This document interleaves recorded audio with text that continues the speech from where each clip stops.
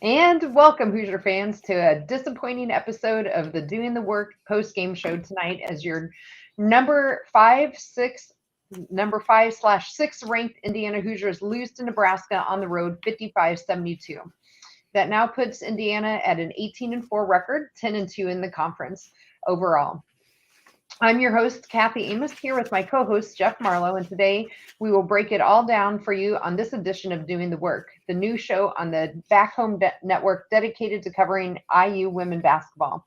But let's start our show like we do every show, and that's with our banner moment. And as strange as this may sound, I'm actually going to go to the fourth quarter where the game was definitely well out of hand and decided with a minute 7 left to go.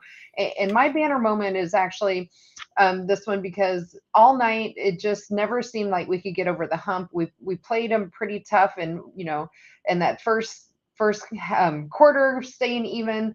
The second quarter we really started getting away with Nebraska pulling out by 8, but boy, that fourth quarter just really got away from us. They're letting Nebraska go on a 17-0 run after we scored one free throw in 6.5 minutes. But my banner moment is this at 107. Chloe Moore McNeil is still playing her heart out on defense and gets the ball and grabs a steal and goes down and makes a layup. So why would that be my banner moment? I think to me that just shows no matter what the score, and at that point we were down 17, so that layup made it 15, and which was our final score, 55-72. This team doesn't quit, and they didn't quit on themselves, and we shouldn't quit on them either. And so I thought for me, again, that showed Chloe Moore McNeil really embodied what the team was there about tonight. And the things just were not going their way on any facet, I think, of the game tonight. But what they did have was not quitting on each other. So, as always, our banner moment today is brought to you by our friends at Home Field Apparel. They're now in their fifth season of sponsoring the Assembly Call, and their first as the presenting sponsor for the Back Home Network. And did you know that among Home Field's large collection of vintage IU apparel is a shirt commemorating one of the most successful seasons in the history of women's basketball program? In fact, the ladies were wearing uniforms as a throwback to that same year. So when you go out to Home Field Apparel, you can find that same T-shirt commemorating the 1983 season when Indiana won the Big Ten and made its first NCAA tournament appearance. So given what the women's team is doing now under Tara Morin, it might be time for a new T-shirt soon. And if you or others in your life have other teams besides Indiana that they support, Home Field probably has something for them as well. Their product line now extends to more than 120 schools with unique vintage logos for all of them. And no matter what you buy, it will be comfortable and the colors will last through many washings. Plus, you're supporting an Indiana based company that came up through Kelly, and what could be better than that? So go to homefieldapparel.com and use our home promo code HOME to get 15% off your entire first order. Again, the website is homefieldapparel.com, and the promo code is HOME. Wear one for the team. Okay. With that, I think it's time to move the ball and find our open player and get some opening thoughts. So, Jeff, I'll kick it over to you for our coach's corner. Yeah, well, first of all, I'm going to agree with Quang and the workaholics here. It was the uniform's fault. So we'll just. I thought they were really neat uniforms. I saw them on Twitter today, but they didn't help us tonight. But no, seriously, it wasn't the uniform's fault. It was the kids inside the uniform. For one reason or another, it just didn't have it tonight. And you could tell it in the first quarter. We gave up 16 of the first 18 points 16 of the 18 in the first quarter in Nebraska. We're in the paint. Now, I thought Lex getting a couple quick fouls hurt, but that shouldn't have stopped. That shouldn't have allowed them to get all those points in the paint. And I thought that was just kind of an ongoing problem for most of the game tonight. And then Nebraska got a little bit hot from deep in the third quarter. But to me, it was the inability to guard on the perimeter and just let people get into the lane. It wasn't post players beating us on dump ins or drop offs. It was guards and wings beating us off the drive. And that just was really for the first time tonight. We were not, that I saw, I should say, first time this year, that I didn't see us really connected on the defensive end. We just didn't look like we all were on the same page.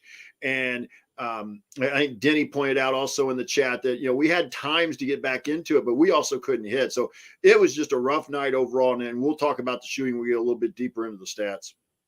Yeah, it was definitely a rough night defensive. This is the first time we've given up 72 points, over 70 points in the game. There's only one other game this year we've even given up 70. So second time all year we've given up. So more than 70. So, okay. Well, as we continue our breakdown of Indiana's loss over Nebraska, we will point out today's meaningful moments you might have missed, and then we'll go inside the numbers to highlight the most important statistical notes from the game. You are listening to the Doing the Work post-game show. Again, I'm Kathy Amos here with my co-host Jeff Marlow, and today we are breaking down Indiana's 55-72 loss against Nebraska. So now it's time for today's meaningful moments that you might have missed. So Jeff, I'll go ahead and kick it over to you. What's the first moment maybe you'd like to point out from this game? Well, we're going to kind of do it the way we've done it the last couple here, Sure, Kathy. let's do it. Why not? It seems to flow pretty well. Let's go quarter by quarter. We got off to an 8-2 lead. I'll go right back to the first quarter.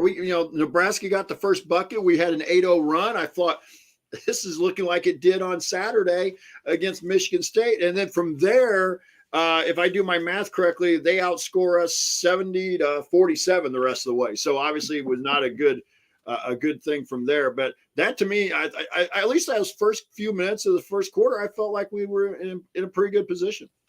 Yeah, I agree. That first part of the first quarter for sure. I mean, we ended up, 8-5 at the first media timeout, up 3, and I think that was the only time. Well, that's not true. Until we get the third quarter, we got up over in one of the segments. But yeah, we went up 8-2, and then but we let Nebraska go on an 8 run themselves to go back down 8-10. So I thought that first quarter is definitely what we see with a game of runs. But I think that the meaningful moment for me really in that first quarter was at 4:27 when Alexa got her second foul. Yeah. And that ended up having to bench her for the rest of the first quarter and most of the third quarter or second quarter rather as well. And I think that really hurt us, especially with no McKenzie down low. But I think to me that was a big moment in that first quarter. Yeah, and then we did make a little run at the end of the quarter, Kathy, at 1:23. Chloe Moore Mcneil with a field goal, Nicole Cardano-Hillary with a field goal, and then with 30 seconds to go, Chloe capped that off, a little 6-0 run with another field goal. So we went from 16-12 down to up 18-16, and then they got the last bucket to tie it. But yeah, the tone was really set kind of from the last part of that last segment of the first quarter. Yeah, I agree. And in fact, that drive from Chloe was from two things from Chloe. Actually, with the 30 seconds, Nicole got a steal that she let out. So Chloe Moore Mcneil goes down, misses a layup, but got her own rebound and put it back up for 2. So I thought that was a nice play to end the half, or excuse me, end the quarter.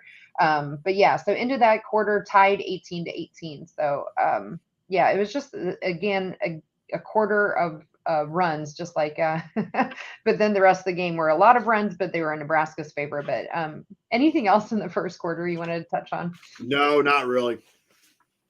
I'll kind of hit and then the second quarter, I kind of had it as back and forth. She brought Lex back in to start the second quarter, kind of played with fire a little bit, but Lex played better. There were a couple times there where we all kind of thought that Lex might have picked up her third foul, but they called one on Nikki, or not Nikki, but they called one on Grace, and one, I believe, was called on Chloe, because Alex was in the vicinity, could have easily went on her. But we never really got any. I don't think there was any place in that quarter where we scored more than 2 buckets in a row. In fact, I'm not sure we scored. There was 7-14 and 6-02. Grace had back-to-back field goals. That was the only time in that quarter where we put a 4-point run together. And then I'll stop there. But that just kind of, it really explained the second quarter. I think we only had 8 points total. Yeah, that was that second quarter was rough.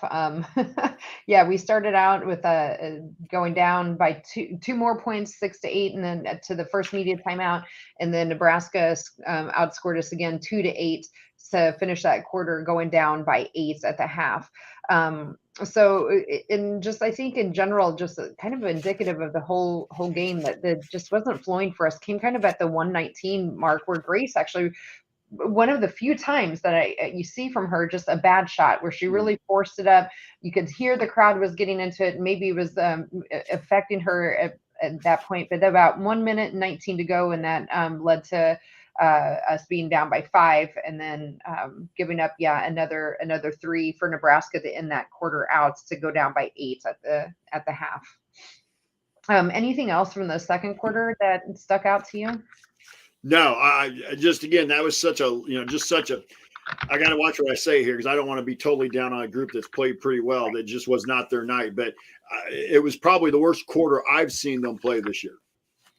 The second quarter? The second quarter, at least up to that point. Okay. Oh, okay. Up to that point, I thought that was the worst quarter I'd seen. So, good.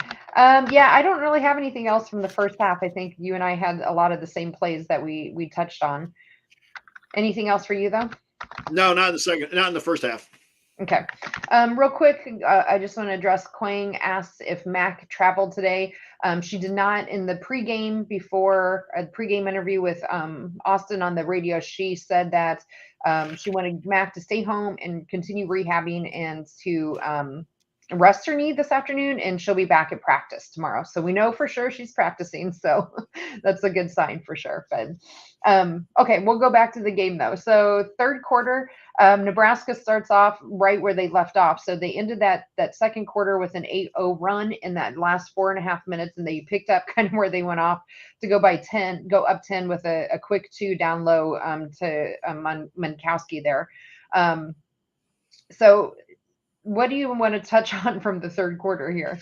I'm going to kind of go toward the end of the quarter. It was after the media timeout, starting at the I have it at the 4:34 mark. Nikki hits a field goal, follows that up on the next possession, hits a 3, and then the next bucket comes from us, Grace with a field goal. So it went from a 50-39 deficit to 50-46. First time since the first quarter that we'd been able to put together more than 2 buckets in a row. And so now we were down 4, and unfortunately that was going to be the closest we got the rest of the night. We just didn't know that at the time. Yeah, it just felt like we got really close to that hump, but just couldn't quite get over the hump. But at that moment, Kathy, I really felt like we had some momentum. We started to put some momentum together, get it there, maybe get to the end of the quarter only down 4 or 5, and then we could make that run and keep the momentum going. But obviously that didn't happen. But at that point, at 50-46, the coach in me was thinking, okay, finally got it going. But just the inability to make shots tonight really caught up with us in the fourth quarter. Yeah, and in fact, in that run that you're talking about, we went on a 5-0 run. That was in 34 seconds. So at that time, I'm like, okay, great. Maybe the lid's finally off. Here we go. And then followed up by that at the 3:40 mark. So pretty much right after Nikki made that first 3 of the night, Lexi went down and had really great defense and didn't foul and stopped them from scoring underneath. That led to Grace getting a pull up 2 from the other ends. Unfortunately, it just wasn't quite enough. And then Nicole ended up getting a steal about 2 minutes left, and then in that quarter, and then Nebraska kind of opened it up a little bit more as well, ending up going up 3 more. I guess we won that quarter, didn't we? Yeah, we outscored them by 3. Yep, 21-18. Yeah, so that was the only quarter that we ended up outscoring them, I think. So, are there any other moments though from the third quarter you want to point out? Nope. No, I'm sorry. It wasn't. I know we ended up outscoring them, but I didn't feel until those last few minutes. I didn't feel really good about the quarter either. No, I didn't either. That's why I had to double check my notes. I'm like, it's a good thing I wrote that down because boy, it sure didn't feel like it. Well, I guess we'll get into the fourth quarter. I don't know what else to sum it up, but we come out and we make a free throw. And then after that, Nebraska goes on a 17-0 run in 6 minutes and 29 seconds. Yep. I really didn't write much else down other than Chloe Moore Mcneil with my banner moment at the 107. But did you have anything that you wanted to point out from that fourth quarter? It was not pretty. Yeah, the game was decided, but at the 2:26 mark, Grace hit a field goal that the TV guys credited her with a 3 originally, and eventually they made that into a 2, I think. And then at 2:12, she followed up with a 3. and I may have that backwards. I was trying to stay up with it because they originally credited them both as threes, but one of them got taken down to a 2. So she had a quick little 5-point burst there in about 15 seconds. But other than that, I was texting you. We were obviously texting back and forth during the game. It was like 13-1. 15, yeah. So it was the Nebraska was the story of the fourth quarter for me, and a lot of that was just because and we'll get into the numbers. I'll save a couple things for the numbers when we talk about stats. The shots from Grace, she made a 3 with 2:27 left to go to make it 51-69, and then she followed it up with a long 2 at the 2:15 mark to make it 53-69, and then Chloe Moore Mcneil made it with the 2-pointer at 55-70. Those were the only 3 field goals that we made in the fourth quarter. That was it. So I think that is enough on the fourth quarter. Any other moments, though, or in general you want to talk about before we move on to the numbers, as pretty as they're going to be, I'm sure? No, there wasn't enough. There really, like I said, I know I'm repeating myself tonight on the podcast, but just there was not any after those first 3-4 minutes where we had the 8-2 lead. I really didn't feel, and other than that end of the third quarter, there was not a big chunk of the game where I just felt any flow and consistency to what we were doing. Yeah, absolutely. All right, well, let's do it. I guess we'll just go ahead and rip the Band-Aid off and start with, I don't know where you want to start on this one. I mean, the most glaring one to me is probably 3-pointers. Maybe that one's probably the most obvious. 2 of 23 from 3-point lands at 9%. 23 to me was a high number. I know that we probably were shooting quite a bit at the end there. Kind of drove that number up a bit, but 2 of 23, it was not our night from 3 points. Yeah, it was. They shot 10 in the third quarter. And I think some of those were desperation. I'm going to point out a little bit here first, Kathy. I did some quick math. In the second quarter and the fourth quarter combined, we are 7 for 36. That's 19%. In those 2 quarters combined, and those were the 2 quarters where really the games won and lost. We only scored 8 points in the second quarter. We scored 8 points in the fourth quarter. And, so that's the first stat I'm going to point out is just that, kind of the end of, as a coach, you always talk about finishing strong, finishing a quarter, finishing a half. And we had half the game tonight where we didn't do that. Yeah. Yeah. And, I do want to make sure we remind all of anybody listening and following along the chat. Nebraska is a really good team at home, right? Yes, they are. They have won every game at home, including beating Michigan, who is a fantastic team. And Michigan was at full strength when they beat them as well. The only game they lost was to Iowa. And I think Iowa had probably shot out of their minds. I think they scored like 96 points or something on Nebraska in that game. But okay. Back to our game. I'll refocus myself. It's one number I do actually want to point out, though, as a positive. So they're not all negatives. So I definitely want to grab a positive here. Is actually turnovers. While it felt to me, and it probably looked like it felt like we had a lot, we actually only had 11 turnovers, which is the team's goal, is to have 11 turnovers, and had turned Nebraska over 16 times. And we won the points off a turnover battle, at least for what that's worth, 13-9. So as much as it probably felt like we were turning the ball over a lot, I think it was more from the missed shots that perhaps are making it feel like there were turnovers when the actual turnover number was right where we wanted to be as a team. So that's my positive I'm trying to grab onto. And the turnovers came in bunches. I think we went a big chunk of the first quarter without a turnover. And so I think the turnovers tended to come in bunches. I'll try and stay on a positive with the stats here a little bit. We did win as you mentioned, the points off the turnovers. We also won the fast break points, 13-7. That was, but we just didn't, but there weren't enough of those opportunities consistently. Even though we got 13 points off of turnovers, we weren't turning them over, live ball turnover, in my opinion, enough. Yeah. Yep, I agree. One thing that I was really watching for tonight as well, while I think it could have been a lot worse. One thing Nebraska actually leads the league in is offensive rebounds. They definitely were right at their average of they averaged 14. They were at 13 tonight. We actually had more than them. So that was good. The problem, again, was that we didn't turn them into second chance points. So Nebraska outscored us in second chance points 13-10. While we lost that number, to be honest, Jeff, I thought it would be a lot worse just because of Nebraska's proclivity for their offensive rebounding, leading the league in the 14 offense rebounds. I was really expecting that to be a lot more lopsided. So if we're still trying to get some positives, only having 3 points less than second chance points, actually I thought was kind of a positive for the team tonight, especially without Mac and the fact that they have Markowski down there, who she had 15 rebounds by herself. So, but sorry, Kathy, I mean, there were times tonight though when we were getting out rebounded at closer to 10, 11, 12 type of margin. And I know it only shows a -8 at the end of the game, but that -8 felt way more than that. And I thought there were just too many times. Now, how many times did we kind of in the text where we were talking about you got to rebound because we were giving up 3 and 4 shots, per trip down the floor. Yeah, in total, we got out rebounded 48-40.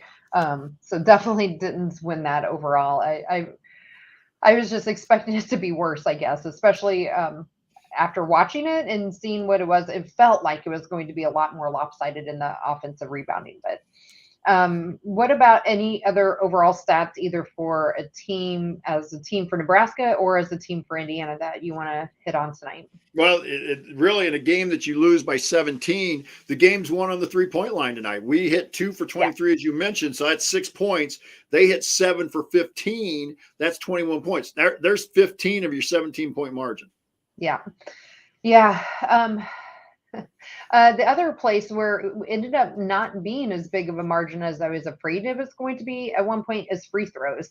And I think the only reason it was not as big as margin as it could have been is because Nebraska just really didn't hit their free throws. Not that we were a whole lot better, but neither team really. There must have been something, like Austin on the radio said, there must have been something in the water tonight that kept the teams from hitting free throws. So Nebraska had 9 of 21 for 43% from the line. We were 7 of 13 for 54% of the line. All 13 of ours, though, came in the second half. We did not shoot one free throw in that first half. And that was definitely something we wanted to see more of. And I just think 13 free throws for a team that is definitely not able to shoot, their shooting game wasn't there for tonight. I just was too low of a number than what I wanted to see. Plus, though, when we got there, they weren't making them. And one other stat I'll point out, and I don't normally pull these up, and I forgot to pull this one up, but I did look at it during the fourth quarter. At one point, we were 12 of 25 on layups. Yeah, I got that. And they were 11 for something. They might have been 11 for 25. I mean, so it wasn't. So there's part of this where if we could have hit some shots, obviously this is going to be a whole lot closer. But we're actually a little lucky that this wasn't worse because they missed some easy shots as well. Yeah. So, some point blank shots. So it really just was not a good game overnight. I mean, we can always kind of nitpick some stats, but I just wanted to point that one out there for that, because I'm sure somebody's gonna be like, well, we missed a bunch of layups. We did. But so did Nebraska. Yeah. According to the stats broadcast, we were 9 of 20 on layups. Compared to 16 of 30 for Nebraska. So neither one really good. Points per possession for us too. We don't talk a whole lot about that often, but this one really jumps out to me. You're 0.743 on points per possession. Yeah, again, it was just not our it was not our shooting. I don't know what else to say. It was the worst game of the year for them, and they had their 2 worst quarters probably of the year in the same game. Yeah. So that just kind of takes. But I do want to go into one thing. I'm going to go. I don't want to say negative. I'm going to point out a kind of a pessimistic number. I'll put it that way, Kathy. Nikki was 1 for 10 behind the arc tonight.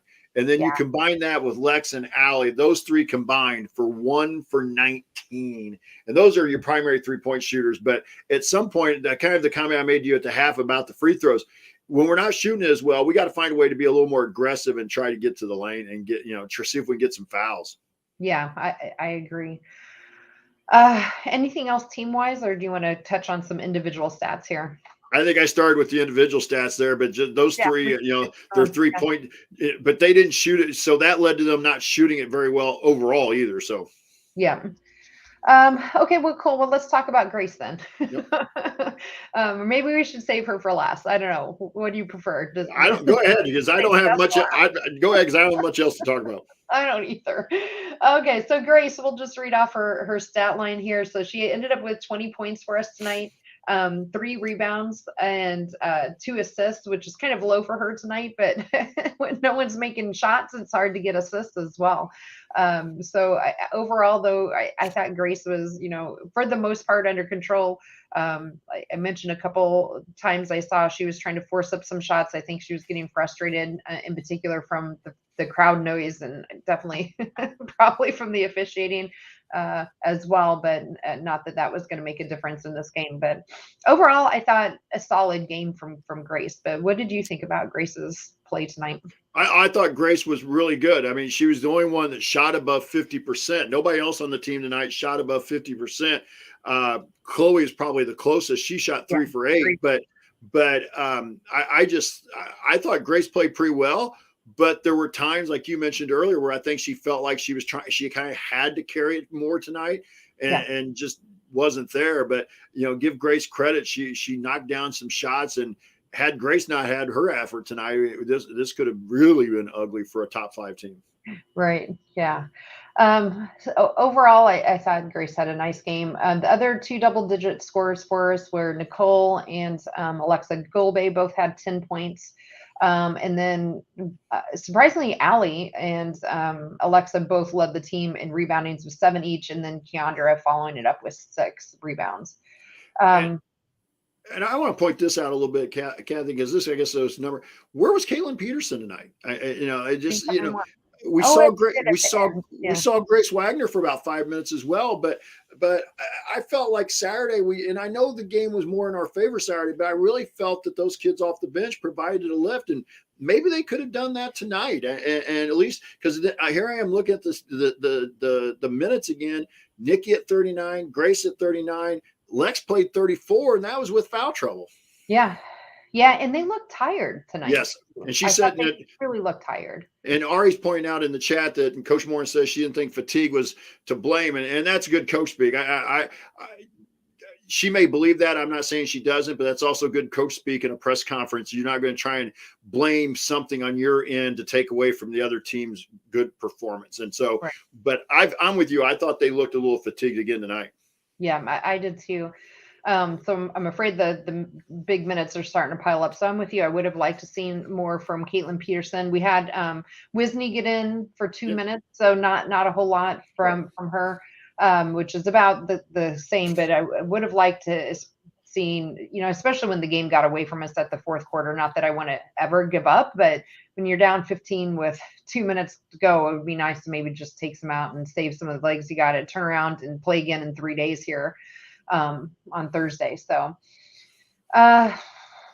any other stats stick out to you? I guess I asked you, and then I'll jump in. I did want to point out Nicole Cardona Hillary did end up with 3 steals. 2 of them, though, were in the first quarter. Mm-hmm. I had both of those written down that first quarter.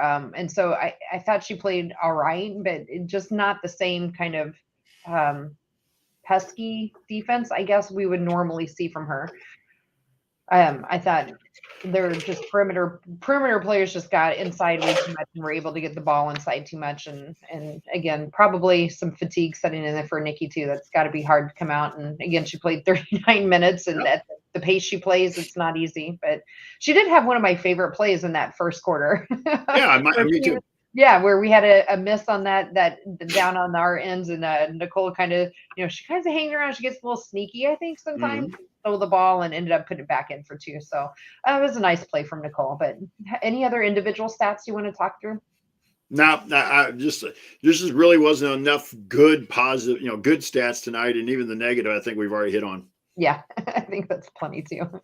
Okay, just in general, any other storylines you want to talk about with this game, whether stats or overall? Well, I think it makes, to me now, Thursday becomes I don't want to say must win, but it becomes a big game in the conference race, because felt like if you could go into Nebraska and get a win tonight, come back home and get a win, then you have the 2 tough games with Iowa and then Maryland to finish up.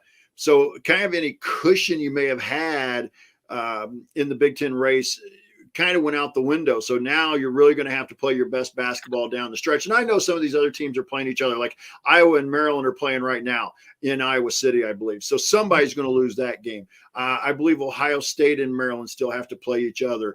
And of course, IU and Iowa are going to play twice. But you just really felt like that tonight was a kind of an opportunity that we had to maybe really solidify a little bit. But I want to see how they bounce back. And I'm really interested to see when we get Mac back. I know Ari kind of pointed out, we were texting that he thinks Saturday. I really would like to see her for a couple minutes. Even if it's just 5 or 6 minutes in the game on Thursday, just to get her some minutes, get that rust off before you ask her to possibly play some minutes against Iowa. Which those 2 games against Iowa, I mean, obviously I'm not overlooking Northwestern, but those 2 games against Iowa are going to be huge in determining where you are in the conference at the end of the season. Yeah, it's going to be a sprint to the finish for all of those top four teams there in the league, I think, for sure. So. All right, well, you're listening to the Doing the Work IU post-game show. You can catch us live immediately following most IU women's basketball games, and you can find us at our website at assemblycall.com. Also, make sure to sign up for our free IU Hoops email newsletter with over 9,000 and close to 10,000 people following fellow IU's fans have subscribed. So you can join for free today at join.assemblycall.com. Again, my name's Kathy Amos. I'm here with my co-host, Jeff Marlow, and we're breaking down Indiana's loss over Nebraska today. Well, Jeff, it's time now, I think, for our game balls. So you can go ahead and give us a start if you want. Yeah, well, I'm going to go with Grace here. I mean, we talked about her right off the bat, but she's the only one that I felt like really had a really solid game tonight, a typical kind of Grace Berger mid-range game. She even hit a 3 tonight, which is not Grace's forte, and she'll admit that. So like you pointed out, 20 points, 3 rebounds, couple assists, and a steal. So Grace Berger gets my game ball.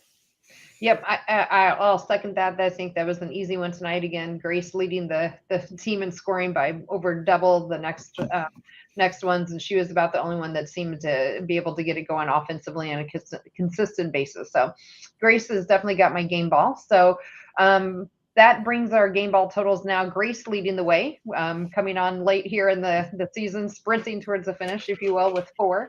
Mac, Nicole, and Allie all have 3, and Alexa has 1.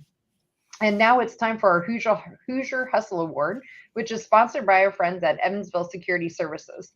Evansville Security Services provides off-duty police officers to businesses and individuals throughout Indiana. Remember, prevention cannot be measured, so let Evansville Security Services help you prevent a bad outcome today. So go to evansvilleSecurityServices.com to learn more.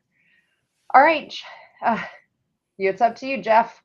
Who are you going to pick for your Hoosier Hustle? I got to say, it's up to me. I thought we were co-hosting this show. You go first. All right. Well, that's fair. I'm going to go with Chloe Moore-Mcneil here. Chloe, maybe not the game she'd been having the last couple of games in terms of points. She only had 6 points, but she had 5 rebounds. She had an assist, and she had 3 steals. And for a team that really looked like they were sluggish, I thought Chloe may have been – Grace, I thought, played well, but there were times where I thought Grace looked a little sluggish as well. I thought Chloe looked like the only one that really had any energy. Yeah, you know what? I am going to second that actually with Chloe. 6 points. That again, back to my banner moment. 107 left in the game. We're down but 17 points, and she's just still not stopping on defense. And she ended up with 3 steals for the game as well. So yeah. I'm going to give her my Hoosier Hustle Award as well. So I think we agree on that. Okay, so going to our past Hoosier Hustle Awards, Grace Berger has 4. That takes Chloe up to 3. Nicole has 2. And then we have 1 each for Mac, Keandra, Alexa, Grace Wagner, and Caitlin. Okay, last chance. Is there any other lingering storylines specific to this game that you want to touch on before we go into our last call? I just hope the shooting was a one-night thing. I hope we get it out of the way and we're done with it. Yes. And that goes for the workaholics out there in the chat. If you got any questions you want to try and get us to, we can try to answer here before we close up. Put them in the chat and we'll see what we can get to. Yeah. Awesome. Well, quick, let's preview our upcoming shows and opponents. So our next post-game show, we're coming fast and furious here down the stretch, is going to be Thursday again. The women play again on Big Ten, not Big Ten Plus. So yay for another positive to end on. Woo! I will say real quick, Kathy, before we go, I do hope the announcers, I'm really going to have to ask Grace this the next time I have her on the show, because they kept referring to her as Gracie Berger tonight. They did it 3 or 4 times, and I've never heard any other announcer ever refer to her as Gracie. So I hope that our announcers on Thursday with BTN aren't using the term Gracie. I'm sorry. I hope so too. As you know, I don't listen to the TV announcers. I always stream our IU color commentator Austin on the radio through an app. But oh my gosh, when you texted me that, I'm like, who would say that? Gracie Berger? That just doesn't even sound right to me. It's like, what do you think she is? Like 7? That's terrible. That's why I want to ask her. Is like, so did she ever get referred to as Gracie by her family or anything? You know, it's like, okay. All right. So our upcoming shows again, we play Northwestern. It's a big game for us. We are back home against Northwestern. That game is an early game. It's 6 o'clock Eastern or 5 o'clock for those of you like Jeff and I on Central Time Zone. We do plan on airing immediately after the game. So we'll be able, hopefully, game time permitting, to squeeze it in between the game finish and when Assembly Call Radio starts.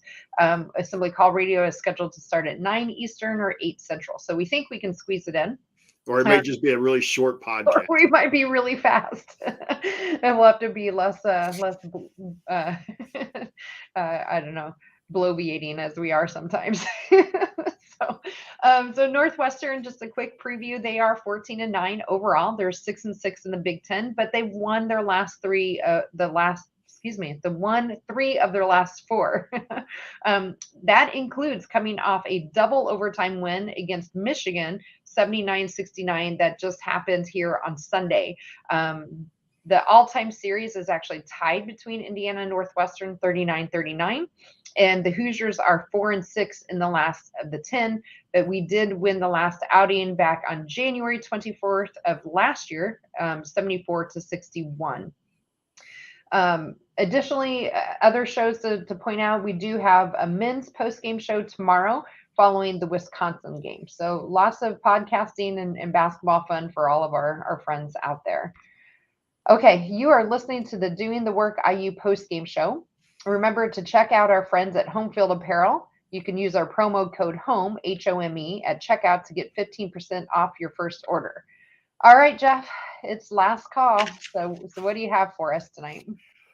I just shake this one off. I think somebody pointed this out in the chat. I think maybe it was Denny who pointed out in the chat. Just shake this one off. You had a bad game. Don't let it linger.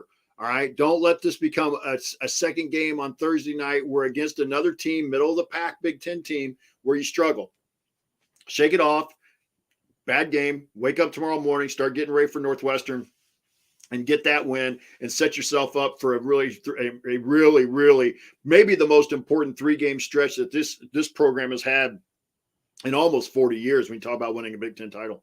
Yeah, absolutely. They started off the year with their best start ever in the Big Ten. They're well in the hunt for that conference title. So keep everything focused on that. One game at a time. It is going to be, like I mentioned, a very fast and furious pace here to the end, not just for us, but as Jeff, you were mentioning, that a lot of the top teams are really going to be playing each other. Iowa's got some tough games in there. Maryland's got some tough games. Ohio State does as well. So we finish out the year with Northwestern here at home on Thursday. Then we come to Iowa City on February 19th, then back home to play Iowa again on February 21st. And then we finish up the season by going up to Maryland on February 25th. So I think counting this game and our last game, we have 6 games in 14 days. So really, hopefully they go easy a little bit and have maybe a recovery day tomorrow and start to get those legs back so we can see them on Thursday. In terms of me just closing thoughts, I'll echo what you said. Just, you got to shake this off. And you already touched as well earlier on some of my lingering questions, which is, when is Mac going to be back? So my husband, Sean, was on the podcast with us on Sunday to break down the game earlier. He's already picked a song out. I guess there's a song called The Mac is Back.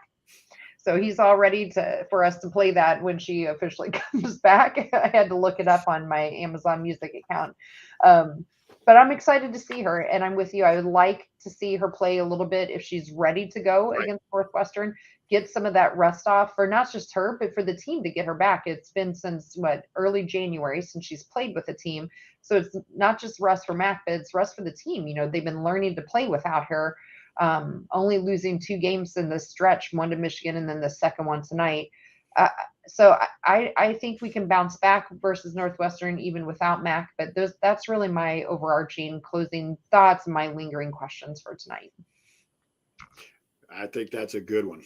Yeah. Anything else, Jeff, that you have? Nope. It just was such a rough game tonight from a Hoosier fan perspective that, I don't want to go on about negative things just because that has not been this team this year. It's not like they've been a 500 team or an up and down team. They had a bad game tonight, and we talked about it, and we'll move on from it. Right. And, if we're going to have a bad game, which every team has a bad game at some point, there are no unbeaten teams in the that I know of anymore. If we're going to have any bad games, let's do it now. Mm-hmm. I don't want to see it in March. So I agree. I think maybe that'd be a good note to end on. So I think that'll wrap it up. And if you do want to see us do the show live and be part of our live chat, make sure you subscribe to our YouTube channel at youtube.com/assemblycall. And don't forget to also join our free newsletter at join.assemblycall.com. A special thanks to John Ringer of Rig Design for designing our logos. And thank you all in the Workaholics chat out there for chatting along with us on a wonderful night like tonight, and those who listen later. We appreciate it. And we'll be back with you to talk hoops again on Thursday night. Until then, keep your elbows in, your eyes on the rim, and let's go Hoosiers. Yeah, I'm enjoying this in the chat here. Ari suggested the Macarena, and Quang's like, no, and I'm agreeing with Quang. I've heard enough of the Macarena. I don't want to get into that. But yeah, so. But yeah, I guess there's an old song from sorry, maybe I shouldn't say that. There's a song from the 70s or 80s that is actually called "The Mac Is Back," and it's kind of got this weird disco vibe to it. It's kind of a fun song, so I'll see if I can pick it up again. And because the only thing I can think of is wasn't it an old Bobby Darin song, "Mac the Knife"? Yeah, that's another one out. But this one is Mac is back, Jack, watch out. And it's just, it's funny. And Tony, I've been there. Trust me. I feel you. I've had those nights where, there's days, whatever, I've had to full close. So I'm glad glad you were here though, to get in at the end. Yeah, thanks everyone for sticking around. It was definitely a tough game tonight, but you know what, I have a lot of faith in the women here. I think that they're, they've got such good leadership. I think they're going to bounce back from this one. And I know that for me at this point in the schedule, especially with the way they're playing this kind of condensed, there are all these games now because of COVID, they've had to pick up a couple games here that they normally wouldn't have had here. They would have played them already. I'd be interested to see what she's doing with practice. And I've asked Grace a little bit. I don't try to get too deep into the inner workings of the program because I don't want to put her on a spot where you may have to say she doesn't like something or she does or whatever. I just try to keep it as general as I can. But I'd be very interested if they actually get much up and down tomorrow. I mean, I know they play Thursday, but at some point, I think you also, to me, it's kind of, we used kind of have philosophy that was kind of like swimmers and runners that would, tapering, you taper to get ready for the big meets and such. So to me, that was kind of the way I treated the end of the season. It was like, I wanted to have, some intense practices, but I want them to be shorter. So, know. Yeah, I know all about tapering. Here's your fun fact about me, Jeff. I actually swam. That was my deal. When I was 9, I started competitive swimming and I swam all the way through high school. I even coached my son when he was in high school for a little while. That was actually what I planned on doing. I was going to be a math teacher and coach high school swimming. That was my original plan. So. Well, we always need good coaches at the high school ranks, Kathy. So you can always come back. That ship has sailed. I haven't been involved with swimming now for a long time, but yeah. So I always get a kick out of that because people would complain about basketball coaches and sometimes other sports too. But I was in basketball, like, oh, you practice so much. You go 2.5 hours. And the swimmers are we have swimmers here in Rensselaer who are in the pool in the morning and after school. Yeah, when I was at the height of my swimming, and this was in high school, not even college, I was swimming 2 hours every morning. Then Monday, Wednesday, Friday, we lifted for 2 hours, and then we swam every evening for another 2.5 hours. Yeah. And that was in the summer. And then we had swim meets almost every weekend as well. And those are, brutal. And some of those swim meets are, sometimes 4 days long. Right. So it was brutal. I remember, I'll give you this story and then we can call it crap. But you went to Southridge, right? Right. Yep.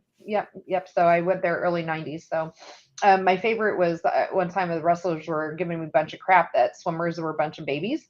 And so I invited them to come to swim practice. One wrestler made it through a 2-hour swim practice with me, and he couldn't even make all the sets or anything. I never heard another word from those wrestlers. And then they're like, well, come run with us. I'm like, that's no problem. You think running steps is that hard? What was your event? I was a sprinter and a butterflyer, so 50 free, 100 free, and 100 butterfly. Gotcha. So was Southridge a pretty decent program? I don't know anything about too many of the swim programs in Indiana. No, I was actually the first girl to go to state ever in our high school history for girls. Well, congrats. Yeah, thanks. So my junior and senior year, I went to state. And then my senior year, we did get also a relay and a diver in as well. So but other than that, and then after I graduated, there was a couple of girls that came through were really good. One in particular, she actually went to state, and I think she won a couple events at state and stuff. So a couple every once in a while you'd see come through, but overall, no, it was just, you set the ground floor. Yeah, we'll go with that. You did, somebody's got to get started. So where was I know you got to get up for work, but where was that sectional for you then? Where would you guys go for like a sectional? Do you remember? Yeah, we went. I'm trying to think. For sectional, we went to Tell City, I think, most of the time. See, I wouldn't think of Tell City as having a really good pool. Nobody had a really good pool down in Southern Indiana in high school. So. Okay.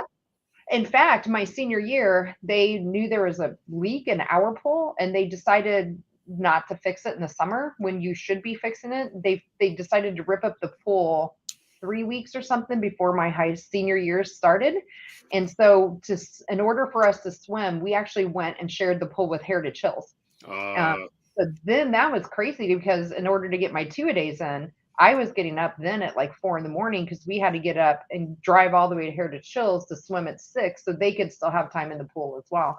So yeah, they didn't do us any favors. Now you get up this way, like Highland and Crown Point, Munster have really nice pool. Munster's got one. I think Crown Point does too, but I know Munster has one of those like waveless pools. So, and Timothy, yes, there was a game. We spent a half an hour, 40 minutes talking about that. We've just been chatting here after the game over, but Timothy, they lost 72-55. It was not a pretty game. So, but yeah. So, but Kathy, I'll let you go, because I know you get up earlier than I do for work. Yeah. So. Yep. I'm going to go unwind here a little bit and decompress and see if I can get to bed. All right. Thanks everybody in the chat, and thanks Jeff, and we'll talk again Thursday. Thanks. And Timothy, we lost 72-55. It wasn't pretty. Everybody, good night. We'll talk to you on Thursday. Yep. Take care. Bye-bye. Bye.